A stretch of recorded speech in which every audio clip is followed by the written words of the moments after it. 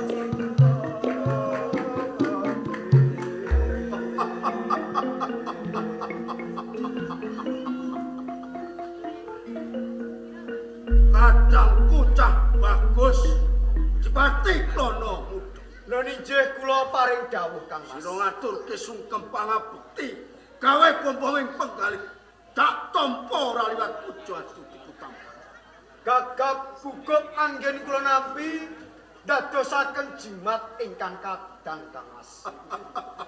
Pangangenku Yayi Klono Muda anggon jumeneng Adipati ana ing Kadipaten Trajumas bisa tinulat kabeh kaulam saipun Kang Pengpes kepiye kahanan ana ing Kadipaten Trajumas kepareng matur lepat nyuwun pangapunten dalem Kang Mas. Iya. Saksampunipun kula jumeneng nata wonten ing Kadipaten Trajumas. Kalenggahan menika Kadipaten Trajumas katingal tata titi saha tentrem. Ngenani panggesanganipun kawula wonten ing Karang Pradesan. Sedaya kawula setunggal kemawon. Boten wonten ingkang nandhang cecingkrangan, teges mubra-mubru pindha alabur madu. Sansaya gawe pompong penggalih sawetara penakno anggon. Ngestokaken dawuh. Prajurit kabeh. Ora ana sing tak dang siji mboko siji. Merga iki ana wit kadangku sakloron mula dipenakne anggon mulu. Ngestaken dawuh Kanjeng. Bali kadangku Hendra Lelono Kang Mas Dipati. Kadipaten Salukantara tak kira ora beda adoh karo Kadipaten Traju. Apa bener kaya ngono ya? Menika leres Kang Mas Dipati. Kadipaten Salukantara boten benten kalian Kadipaten Traju Mas. Selaminipun kula jumeneng Dipati wonten ing Salukantara. Prasasat kawula sami ngrasaken tentrem ayem gemah ripah kula jinawe. Boten kekirangan sandang lan pangan. Mubra-mubru pindho labur madu wiwit saking pucuking arga mandhap wonten ing Karang Pradesan. Ingin dateng wewangunan-wewangunan wiwit saking papan panembahan Panti Usada. Menika sampun tinggal warata lan tumata.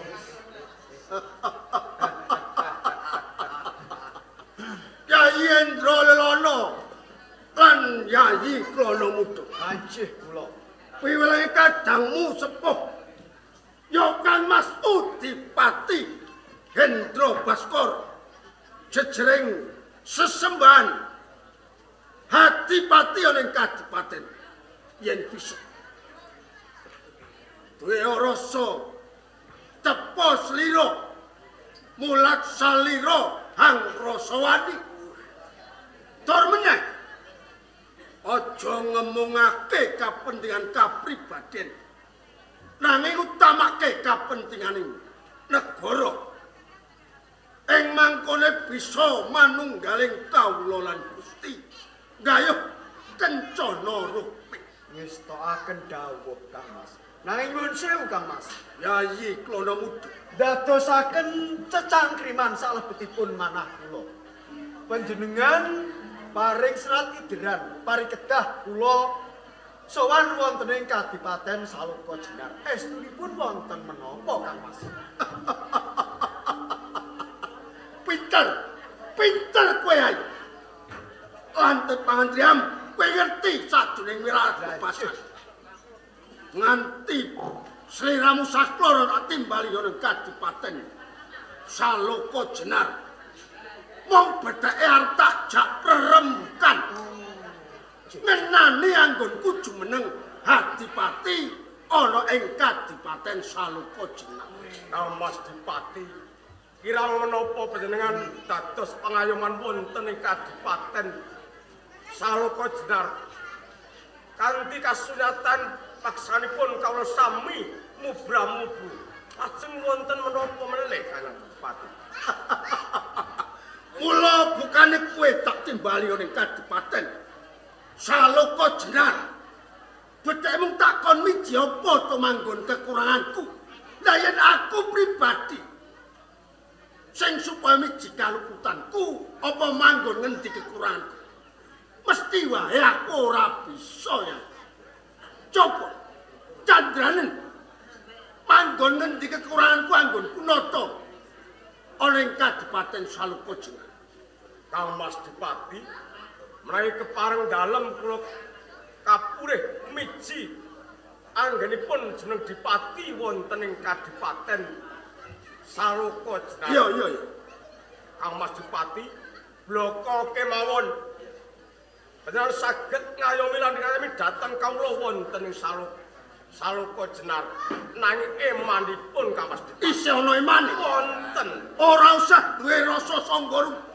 Coba tumukan panggon ngendi kekurangan.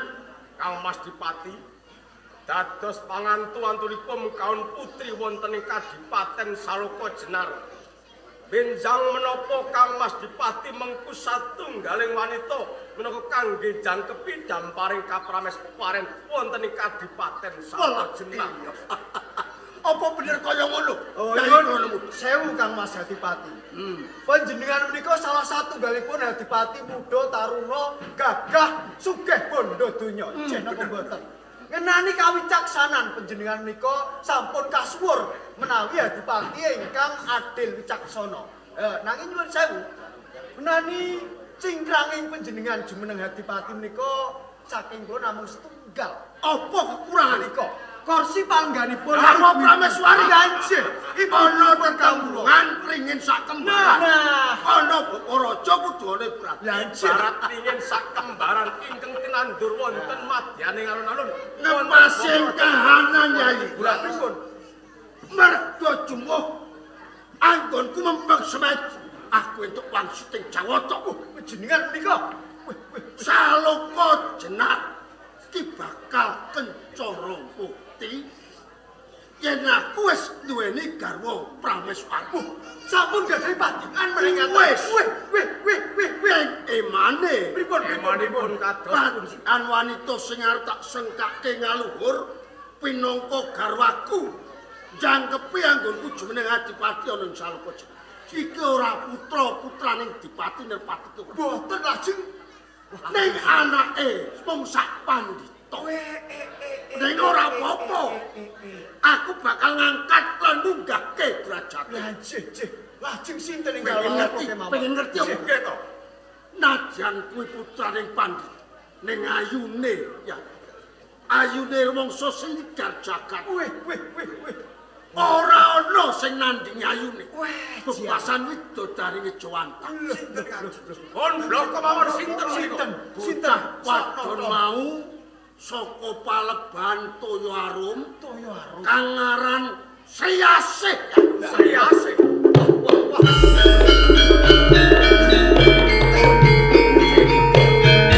Nyun sewu Kang Mas. Nyun sewu nggih. Estu panjenengan menika ingkang dipun kersakaken Sriasih saking Paleban Toyo Arum, putranipun Bapak Resi Kramat Gantong. Cetha wangsiteng Jawata kaya ngono. Waduh, kuwi bener Yai. Semune kok kaget ki. Ana apa? Kang Mas Adipati.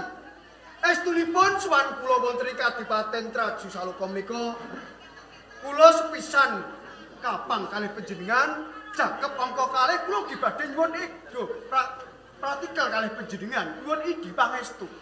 Njur aku kudu malingani ngenani apa ya?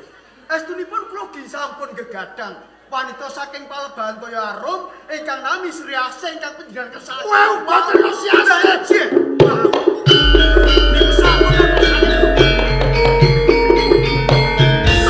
bisa bareng sinar bali Sampun. walah piye pripun meneh nganti jubel kula.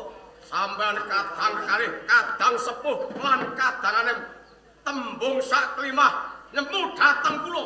Nyonyok batos kula. Sik. Kok nyemu iki tegese piye? Lho, sampun cetolan gamblang. Panjenengan sak kloro sami nyemu dhateng kula. Panggon ndi nyemuku? Saka rumangsaku aku ora nyemu, malah rasane Yai. Kang Mas Dipati, sowan kula wonten ing Saloka Jenar sepisan kula nampi layahi bran Kang Mas Dipati. Nggih napa mboten? Ya bener kuwi bener. Kaping kalipun kula badhe nyuwun idi pangestu. Sadungkap malih kula badhe mengku satunggaling wanita. Mongko wanita kula mboten sanes. Sriasih saking Padepokan Toyo Arum. Uga tresno Sriasih.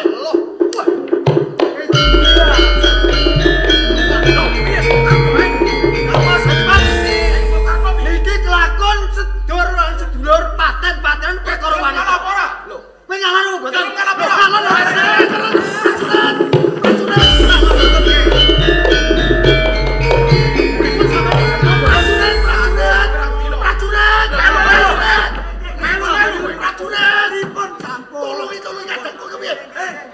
Paten-paten kelakon. Sabar, mutiar sesan. Iki ana ing pendopo jare. Sadun, sadar. Iki ngono Luga. Apa melu? kuso ngalah apa mboten? Sik to. Ana perkara ki dirembuk. Kurang ajar iki kurang Ya ajar. nek aja kaya ngono kuwi, diragake. Drun. Sodron.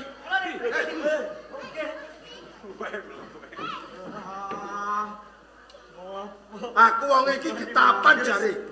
Yen ngerti lincip-lincip ki Rasa mok tratap Monggo kula niku sampun tresna kepati-pati kalih Sri Asih. Iya. Lah kula iya.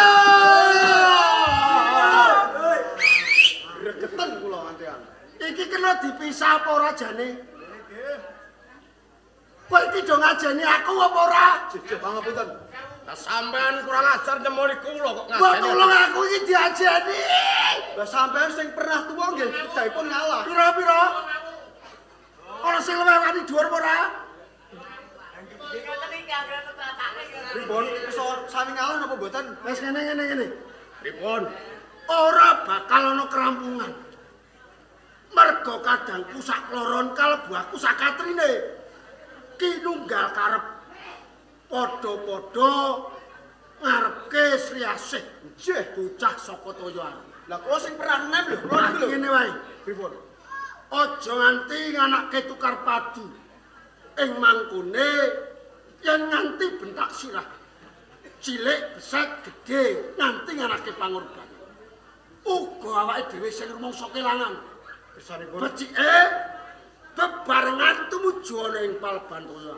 Lho, sareng-sareng ngaten. Sri Asih ini mung setunggal lho. Tunggal Bener, nanging lamar bebarengan. Mengko panglamare sapa sing ditampa? Sing ora ditampa aja srek atine, malah kepara gelemo dadi penderek. umpami kula sing dipun tawi panjenengan Ya, cocok aku lho. ngono. Wah, nggih cocok, nggih Ya. cocok. Aku ora cocok dadi pendiremu. Lho kok saged? Kowe kurang ajar karo aku. Iki tiba kosok balen. Lah kesanipun Umpama Yayi Indralana sing ditampa. tompo. Yayi kono muda kuwi kok Tapi kudu ngalah. Ora usah melu ngiring kowe. Lah kok iso? Wis kene, selak.